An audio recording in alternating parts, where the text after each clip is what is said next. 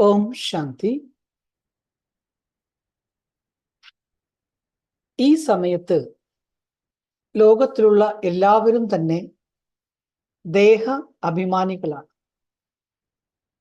എന്നാൽ ഇപ്പോൾ സ്വയം ഭഗവാനാകുന്ന അച്ഛൻ പറയുന്നു, മക്കളെ, നിങ്ങളിപ്പോൾ ദേഹി അഭിമാനി ആകൂ.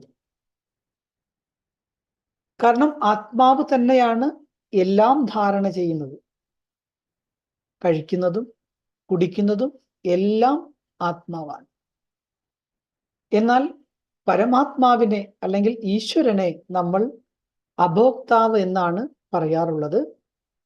ആ ഭഗവാൻ നിരാകാരനാണ്.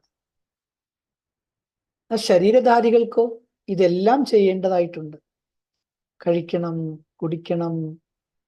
എന്നാൽ ഈശ്വരന് കഴിക്കുകയും വേണ്ട, കുടിക്കുകയും വേണ്ട, യാതൊന്നും ചെയ്യണ്ട.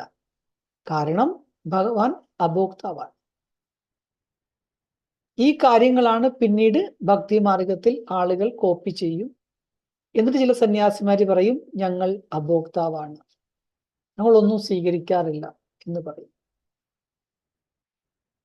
അങ്ങനെ ഓരോരുത്തരും അവരവർക്കാകുന്ന രീതിയിൽ എന്തെല്ലാം കാര്യങ്ങളാണ് പറയുന്നത്. വാസ്തവത്തിൽ നിരാകാരനായ പരംപിത പരമാത്മാവിനല്ലാതെ ലോകത്തിൽ അഭോക്താവായിരിക്കാൻ ഒരു ജീവാത്മാവിനെ കൊണ്ടും സാധിക്കില്ല. കാരണം ആത്മാവ് ജീവനിൽ, അതായത് ശരീരത്തിൽ ഇരിക്കുന്നിടത്തോളം കാലം ശരീരത്തിന്റെ ഡിമാൻഡുകൾക്കനുസരിച്ച് നമ്മളത് എടുത്തുകൊണ്ടിരിക്കണം. എടുത്ത് അനുഭവിക്കുന്നതിനെയാണ് ഭോഗം എന്ന് പറയുന്നത്. അങ്ങനെ ഭോഗിക്കുന്നവരാരാണ്? ഭോക്താവാണ്. എന്നാൽ ഭഗവാൻ മാത്രം അഭോക്താവ്. അപ്പൊ എന്തുകൊണ്ടാണ് ഭഗവാനെ അഭോക്താവെന്ന് വിളിക്കുന്നത്? അതിന്റെ ക്ലിയർ ആയിട്ടുള്ള ക്ലാരിറ്റി കിട്ടിക്കാണുമല്ലോ. ചിന്തിച്ചു നോക്കൂ. ഓം ശാന്തി.